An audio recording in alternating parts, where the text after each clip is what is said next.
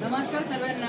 आम्ही JNM second year nursing कॉलेजचे विद्यार्थी तुमच्यासमोर एक पथनाट्य सादर करीत आहोत. आमचं पथनाट्याचा विषय आहे नेत्रदान श्रेष्ठदान.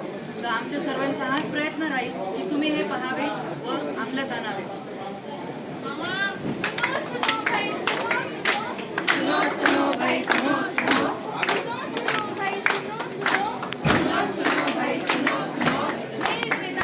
श्रेष्ठदान पुण्यदान, श्रेष्ठदान पुण्यदान. नमस्कार मंडळी, आज आपण इथे नेत्रदान श्रेष्ठदान या विषयावर एक पथनाट्य सादर करणार आहोत. त्यामधलं सीन 1 मध्ये आपण बघणार आहोत. एका जोडप्याला खूप वर्षानंतर बाळ होते. पुढे त्यांच्यासोबत काय घडते ते बघूया.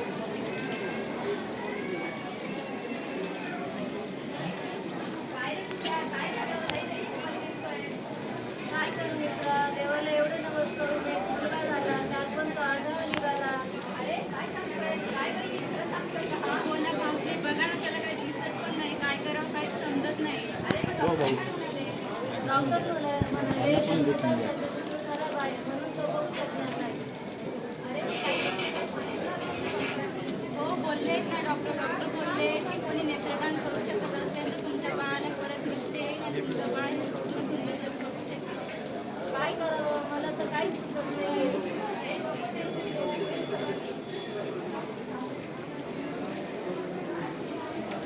बघितलं मंडळी सीन 1 मध्ये त्याच्यासोबत काय घडले ते. आता सीन 2 बघणार आहोत. त्यामध्ये एक नवीन जोडपे शॉपिंगसाठी जात असताना त्यांच्यासोबत काय घडले.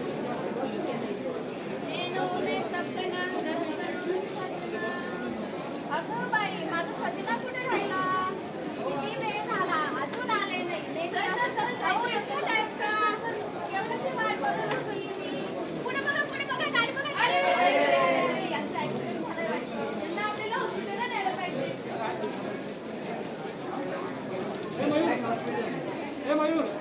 बघितलंच मंडळी, गौरी आणि गणेश यांच्यासोबत घाईघाईत जात असताना खूप मोठा अपघात घडतो आणि त्यामध्ये गौरीच्या डोक्याला खूप मोठी इजा होते आणि तिला काही लोक हॉस्पिटलला उचलून नेतात. तेव्हा पुढे डॉक्टर काय म्हणतात ते आपण बघू शकतो.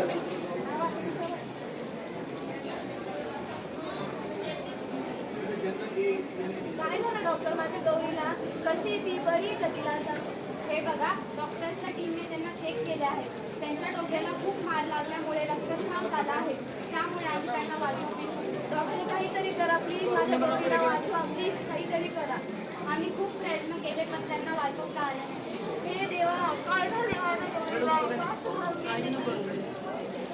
बघा ना डॉक्टर साहेब, माझ्या बहिणीला वाचवायचा प्रयत्न करा. काही उपाय आम्ही असेल काही नाही करू शकत, पण तुमच्याकडे एक उपाय आहे. जर तुम्ही इष्ट असेल तर तुम्ही त्यांचे अवयव दान करू शकता आणि त्यामध्ये तुम्ही त्यांचे नेत्रदानही करू शकता. तुमचं सर्व ठीक आहे डॉक्टर साहेब, पण मग माझी बहीण पुढच्या जणी आंधळी आली तर? काही नाही, असं काहीच होणार नाही. हा फक्त एक अंधश्रद्धेचा भाग आहे. बरं, मग मला याच्याबद्दल माहीत नाही, कारण आमच्या पिढीमध्ये कोणी नेत्रदान केले नाही. व मग त्याचं तुम्ही मार्गदर्शन करा. आपल्या हॉस्पिटलमध्ये नेत्र पेढी आहे, तिथे जाऊन तुम्ही फॉर्म भरू शकता. बरं, मी विचारतो. काय करायचं? नेत्रदान करायचं गौरीचं? मी माझ्या बाईचे कसले डोळे कोणाला देऊ शकतो? आपल्या याच्यात कोणी जास्त नाही, तसं काही नाही. डॉक्टरांना विचारलंय, आता सर्व काही समज आहे. आपण नेत्रदान करूया.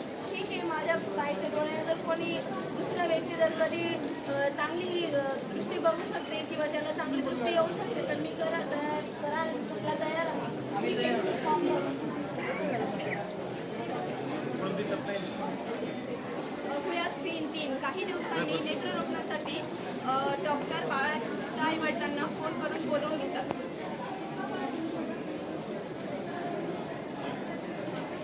नमस्कार डॉक्टर. काय झालं डॉक्टर? आम्हाला तुम्हाला भेटण्यास बोलवण्याचं हेच कारण आहे की काही दिवसात तुमच्या बाळाला डोळ्याची गरज आहे आणि काल एक खूप मोठा अपघात घडला. त्या अपघातामध्ये एका तरुणीचा मृत्यू झाला आहे. त्यांच्या घरच्यांनी एक चांगला निर्णय घेऊन तिचे डोळे दान दिलेले आहेत. तर ते डोळे आपल्या बाळासाठी उपयोगात येऊ शकतात. तर तुम्ही ही सर्जरी करण्यासाठी तयार आहात का? हो डॉक्टर, हो आम्ही सर्जरी करण्यासाठी धन्यवाद डॉक्टर. तुम्ही पुढील तयारीसाठी काउंटरला. तर बघितलंच मंडळी, एका नेत्रदानामुळे 2 व्यक्तींच्या आयुष्यात म्हणजे उजाळी येऊ शकतो. तर तुम्हाला ठिकाणी ते त्या नेमकं कशी करते त्याची बघूया आपण प्रक्रिया कशी असते. मृत्यूनंतर 6 तासाच्या आत आपण नेत्रदान करू शकतो. मृत्यूनंतर मृत व्यक्ती ज्या रूममध्ये असेल किंवा ज्या खोलीमध्ये असेल त्या खोलीचे फॅन बंद करून त्या व्यक्तीच्या डोळ्यावरती ओल्या पाण्याच्या पट्ट्या ठेवाव्या. नेत्रदानाची प्रक्रिया ही 10 ते 15 मिनिटाची असते. कोणत्याही वयाची व्यक्ती स्त्रीपुरुष नेत्रदान करू शकतात. नेत्रदानासाठी कोणत्याही प्रकारचे शुल्क किंवा पैसे घेतले जात नाही किंवा दिले जात नाही. मृत्यूनंतर जवळच्या नातेवाईकांनी जवळच्या नेत्रपिढीमध्ये कळवावे व नेत्रपिढीची टीम स्वतः जागेवर येऊन नेत्र कलेक्ट करते. नेत्रदानाची प्रक्रिया ही गोपनीय असते. नेत्रदानामुळे चेहरा खराब होत नाही व पुढची पिढी आंधळी होत नाही. तर मंडळी पाहिलं ना तुम्ही नेत्रदान व त्याचे महत्त्व काय आहे, त्याची प्रक्रिया काय असते, काही महत्त्वाचे त्यांनी मुद्दे सांगितले आहे. मला तर समजले की तुम्हालाही नक्की समजले असेल. तर मी तर नेत्रदान करणार आहे, पण तुम्ही पण करणार आहात का? तर चला आपण म्हणूया सोबत,